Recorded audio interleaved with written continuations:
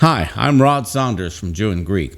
In case you haven't seen it yet, there's a video that's gone viral over the last 2 weeks by Oliver Anthony called Rich Men North of Richmond, which is a thinly veiled reference to politicians in Washington, D.C.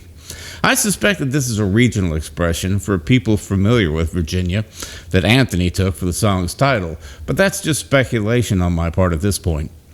Lots of videos have been created with comments about the song, but nobody seems to see it the way that I do, so I thought I'd throw in my 2 cents.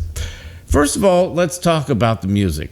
Some people have said that he's playing a dobro, but that's not really right. It has a dobro sound for sure, but it's what we call a resonator guitar. The metal resonator is what creates the dobro sound, but a real dobro doesn't have frets because the strings are too high above the fretboard to push them down. They're set up for the use of a slide bar. Oliver Anthony is fretting and fingerpicking the guitar with a dobro sound, which is a rare approach for an artist. It gives the song more of an authentic Appalachian sound. The song is written in 2/4 time, which gives it a sort of a shuffle rhythm. It reminds me a lot of Joan Baez's hit from the early 70s called The Night They Drove Old Dixie Down, which also used 2/4 time and was actually written by a member of the band named Robbie Robertson. If you don't remember them, there was a rock band called The Band that was kind of like the Grateful Dead. They didn't have a lot of hits, but they had a huge fan base and did concerts for decades. Anyway, in the song The Night They Drove Old Dixie Down, there was also a reference to Richmond. So I'm thinking that Oliver Anthony might have been influenced by the band. One thing that makes the song work from a musical standpoint is Anthony's voice. It's a haunting, unvarnished voice, a pure country sound. Now, in listening to him speak, you don't detect much of an accent. We live in an era where we have everything. You know, there were wars fought over spices. Like, people died over spices. And now we can sit on the couch and we can order whatever spice we want from the comfort of our phone and the air conditioning. But we still want to fight. We still want to hate each other. We want to find reasons to hate each other. So I think he's accentuating the Appalachian accent in his singing for its artistic effect.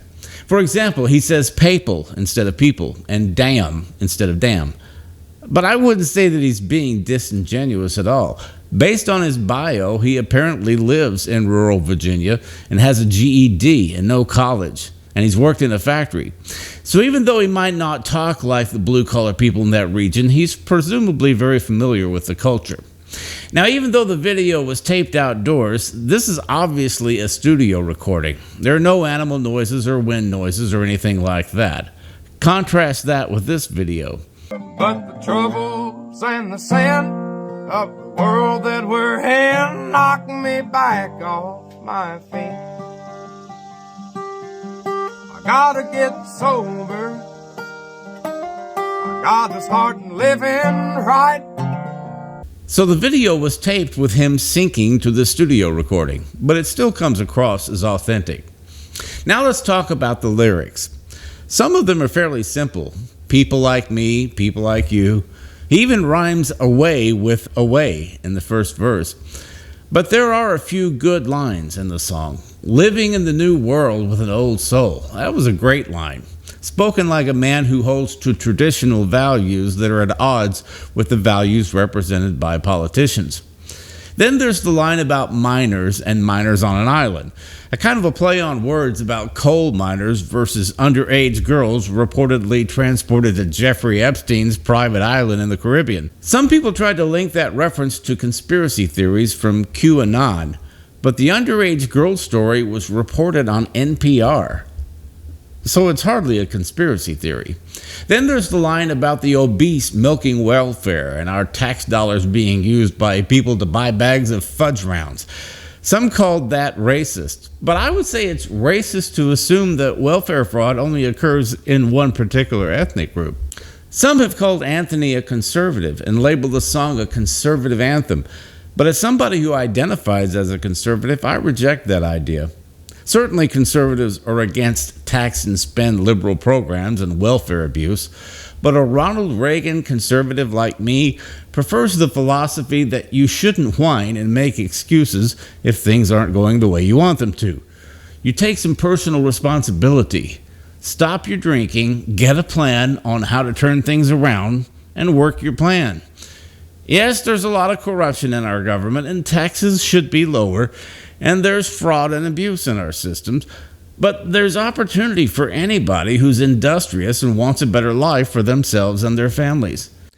Anthony's song is more of a populist anthem than a conservative anthem, because the theme is the government works for the rich and not for me. A better song would be the Eagles tune Get Over It from 1994. Turn on the tube, what do I see? A whole lot of people crying, don't blame me.